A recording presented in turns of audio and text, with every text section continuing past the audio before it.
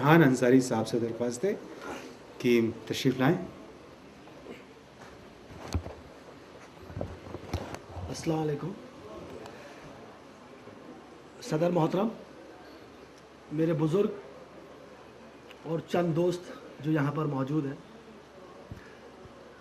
सबसे पहले तो मैं बहुत शुक्रिया अदा करना चाहता हूँ और बहुत खुशकिस्मत हूँ।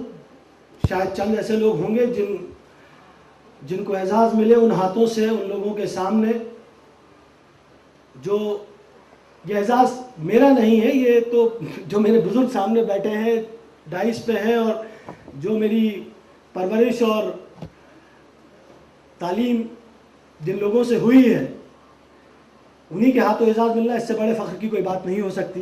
तो ये एजाज़ मेरा नहीं है, ये एजाज़ तो उस भोपाल की तरबियत का है। मेरे सामने वो सारे लोग बैठे हैं जो जिनकी गोदों में खेला हूँ। मेरे लिए बहुत बहुत बहुत फ़ख्र की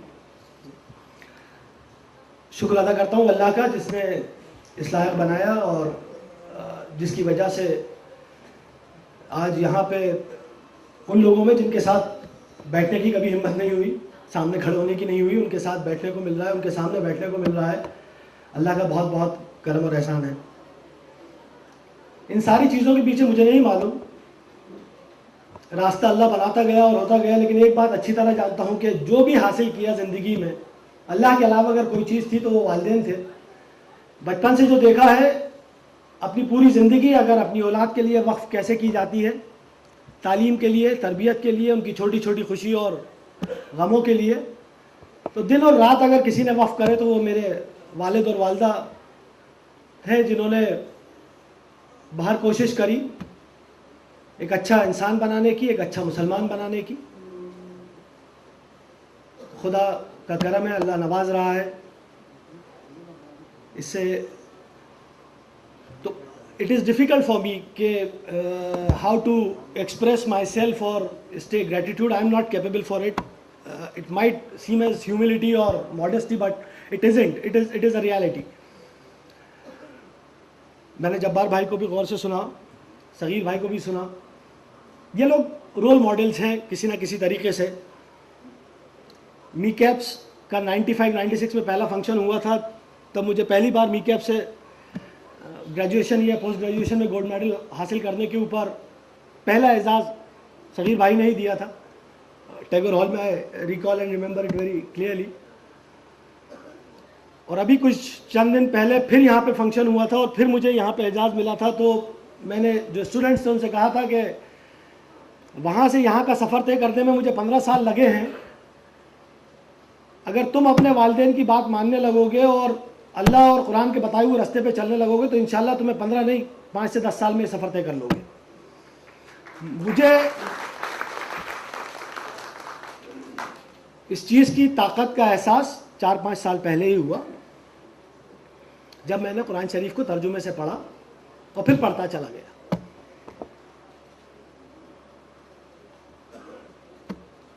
उसके बाद ये समझ में आ गया कि हर वो चीज़ which qualifies to come in that script, वो इबादत भी, अमल भी है, कामयाबी भी है। कामयाबी का मूल मंत्र कह लें, सक्सेस का फॉर्मूला कह लें, that is something which is always been there. हर वो काम जो आप करते हो, अगर वो क्वालिफाई करता है उस कोड के अंदर, तो कामयाबी आप तक आनी है। जब्बार साहब ने बात करी और थोड़ी देर के लिए मैं मायूस होने लगा था। जब्बार भाई, ऐसे काफ़ी नौजवान हैं जो आज अल्हम्दुलिल्लाह बहुत अच्छा काम कर रहे हैं। ये आपके सामने आमिर मियाँ बैठे हैं। ये जिन बच्चों को जिस तरह से पढ़ाते हैं मुझे मालूम है, मुमताज़ भाई यहाँ कंडक्ट कर रहे हैं। बहुत सारे ऐसे लड़के हैं जो कि अलग अलग जगहों के ऊपर जाके बच्चों की तालीम के लिए, आज कुछ लड़कों की भोपाल की टीम रायसेन के पास एक गाँव में आग लगी है, वहाँ पर करीब 200-250 घर बेघर हो गए। कुछ मुसलमान पढ़े लिखे लड़के जाके वहाँ पर अपने, ना उन्हें सरकार से मदद चाहिए ना किसी और से, अपने ही ग्रुप से जाके वो वहाँ पे जो कर सकते हैं उनके रहने का, खाने का इंतजाम कर रहे हैं। तो अल्लाह का शुक्र है, जो आप लोगों ने मेहनत करी है, जो कुर्बानी दी है, वो बेदारी रंग ला रही है। और आप लोगों को देख के जो भी हमने सीखा, इंशाल्लाह कोशिश करेंगे कि उसको किस तरह से आगे ले जा सके। तो इतनी मायूसी की, मेरे हिसाब से तो कुफ्र है मायूसी। और इंशाल्लाह सिर्फ ये है कि ज़रूरत ये है हमें अपने आप से जुड़ने की। जिस्म और रूह जब जुड़ती है तो ज़िंदगी का नाम होता है, और जिस्म जो हमारी नफ्स से चलता है उसके अंदर ही फ़र्क नज़र आते हैं, रूह तो सबके अंदर एक है। अगर उस तरह से देखने लगेंगे हम तो फिर कहीं भी कोई अलग नहीं दिखेगा, जुदा नहीं दिखेगा। लेकिन दूसरे की रूह तक पहुंचने के लिए अपनी रूह से जुड़ना बहुत ज़रूरी है, और एक ये मशक्क़त है, जद्दोजहद है जो कंटिन्यूस चलती रहती है। ये एक पूरा स्ट्रगल है जिसके लिए यहाँ पे आए हैं, तो ये कामयाबी नाकामयाबी ये सारी आती रहेगी। ये सारी बातें तो जो दिमाग में आई, एक बहुत अच्छी बात करी जब्बार भाई ने कि सबसे बड़ी मुश्किल और परेशानी जो है, मैं थोड़ा सा, वालदा मेरी पॉलिटिकल साइंस की प्रोफेसर रही हैं, तो थोड़ा उसमें इंटरेस्ट होने की वजह से मैंने एक स्टडी करने की कोशिश करी इकोनॉमिक लिबरलाइजेशन, क्योंकि मैनेजमेंट मैंने पढ़ा, पॉलिटिक्स थोड़ा वालदा से सीखा, और हिंदुस्तान का हर आदमी ही पॉलिटिक्स से किसी ना किसी तरीके से जुड़ा रहता है। तो मैंने कंपैरिजन किया पॉलिटिकल लिबरलाइजेशन का और इकोनॉमिक लिबरलाइजेशन का। इकोनॉमिक लिबरलाइजेशन देखते हैं तो पिछले 20 सालों में बड़ी तरक्की करी है, तालीम बढ़ी है, काफ़ी सारे रहे हैं, कॉर्पोरेट परफॉर्म कर रहे हैं, but why it has not happen politically.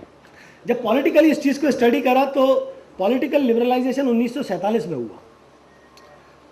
उससे पहले तो एक ही पार्टी को 1886 वगैरह में लाइसेंस दिया गया था। अगर पॉलिटिक्स एक इंडस्ट्री है, लीडर उसके प्रोडक्ट हैं, पॉलिटिकल पार्टियां कंपनी हैं, और पावर जो है उसका प्रॉफिट है, तो उसको अगर आप कंपेयर करते हैं इकोनॉमिक्स और पॉलिटिक्स को, पहला लाइसेंस 1886 में एक पार्टी को दिया गया, 1906 में दूसरी पार्टी को लाइसेंस दिया गया। तो दो ही पार्टियां थी जो जिन्हें लाइसेंस मिला था, लिबरलाइजेशन तो हुआ नहीं था। 1929 में जाके पहली बार पूर्ण स्वराज की मांग की गई, 47 के अंदर पॉलिटिकल लिबरलाइजेशन हो गया, पॉलिटिकल इकोनॉमी खोल दी गई। उसके बाद जब भी इकोनॉमी कोई खुलती है तो प्रोडक्ट डेवलपमेंट के ऊपर बड़ा काम करना चाहिए, रिसर्च एंड डेवलपमेंट पे काम करना चाहिए, कॉम्पिटिटिव बढ़ाने के लिए काम करना चाहिए, जो इकोनॉमिक लिबरलाइजेशन में हुआ। सर्विस इंप्रूव हुई, प्रतिस्पर्धा की दौर हुई, कंपटीशन में अच्छे अच्छे प्रोडक्ट आते गए, अच्छी अच्छी सर्विसेज आती गई। वो टेलीफोन मोबाइल जो 16 रुपये पर मिनट कॉल होता था, आज वो फ्री में आ गया, क्योंकि सर्विसेज इंप्रूव हुई। लेकिन अगर आप पॉलिटिकल इंडस्ट्री के अंदर देखें तो लीडरशिप डेवलपमेंट पे कोई काम नहीं हुआ। जब लीडरशिप डेवलपमेंट पे काम नहीं हुआ तो जो पॉलिटिकल ब्रांड थे वो जब डिटोरिएशन शुरू हो गया, जब डिटोरिएशन शुरू हो गया तो आपका माल कैसे बेचा जाए। करोड़ रुपए खर्च करता है सोशल सेक्टर के ऊपर, सरकार देती है। 85 में जो हमारे प्रधानमंत्री थे उन्होंने कहा था कि मैं 100 रुपये सेंटर से देता हूँ, 5 रुपये नीचे पहुँचता है, 17 रुपये पहुँचता है 100 रुपये में से। 23 साल बाद उनके साहबजादे ने कहा कि वहाँ से हम 100 रुपये देते हैं और 5 रुपये पहुँचते हैं, तो ये हमारा इकोनॉमिक डेवलपमेंट हुआ है या पॉलिटिकल डेवलपमेंट हुआ है 23 सालों में। जो 100 रुपये का 17 रुपये पहुँचता था 85 के अंदर आम आदमी के पास, वो आज 5 रुपये पे आ गया है। सबसे बड़ा चैलेंज जब्बार भाई डिलीवरी मैकेनिज्म है। वो डिलीवरी मैकेनिज्म हमारा कैसे इंप्रूव हो सकता है, वो हमारी जनरेशन के लिए सबसे बड़ा चैलेंज है। जब तक उस चैलेंज को हम क्रैक नहीं करते, और उस चैलेंज को क्रैक किया जा सकता है सिर्फ और सिर्फ तालीम से, सिर्फ और सिर्फ अवेयरनेस से। ये तो इन जनरल में हर हिंदुस्तानी की बात कर रहा हूँ। और जहाँ तक मुसलमानों का आपने कहा, ये बिल्कुल सही कहा कि एक हम मकड़ जाल के अंदर हैं। जब तालीम हासिल नहीं करते हैं तो हमारे सोर्सेज ऑफ रेवेन्यू जो होते हैं, जो हमारा रोज़गार होता है, वो बीटिंग ले लेता है। जब रोज़गार पे हम बीटिंग लेते हैं तो हम अनप्रोडक्टिव और सोशल इविल्स में इंगेज हो जाते हैं, क्योंकि हमारे पास अनप्रोडक्टिव टाइम होता है। सोशल इविल हमें क्राइम पे ले जाते हैं, और एक हम मकड़ जाल में एक विशियस ट्रैप के अंदर है। इस विशियस ट्रैप को तोड़ने के लिए रूट एजुकेशन ही है। एजुकेशन होगी तो उससे एम्प्लॉयमेंट आएगा, एम्प्लॉयमेंट से लाइफस्टाइल इंप्रूव होगा, लाइफस्टाइल से प्रोडक्टिव इंगेजमेंट आएगा, प्रोडक्टिव इंगेजमेंट से हम सोशल लेवल से दूर होंगे और हम कंट्रीब्यूट कर पाएंगे। उस एजुकेशन के लिए, उसको देने के लिए, पाने के लिए हमको जिम्मेदारी हम पे, और अब जब हम खुद वालिदैन हो गए हैं तो अपनी औलाद को देने की जिम्मेदारी हमारे ऊपर है। अपने घर से शुरू करें, अपनी औलाद को अच्छी तालीम देंगे, इंशाल्लाह आगे भी और बढ़ेगा। हम बात सोशल कंट्रीब्यूशन की करते हैं, but first we need to set our house in order, first we have to set our self in order. अपना अमल सालिम कर लें हम, ऑटोमेटिकली रिपल इफेक्ट होता है, मल्टीप्लायर इफेक्ट होता है और उससे बाकी सारी चीज़ें प्लेस में आती हैं।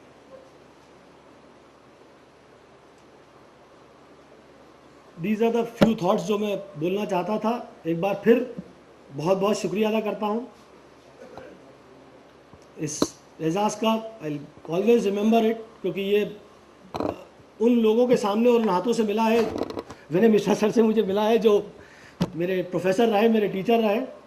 ये बड़ा रेयर ओकेजन होता है। इस आखिरी शेर से अपनी बात ख़त्म करता हूँ कि लगता तो बेखबर सा हूँ, लेकिन खबर में हूँ।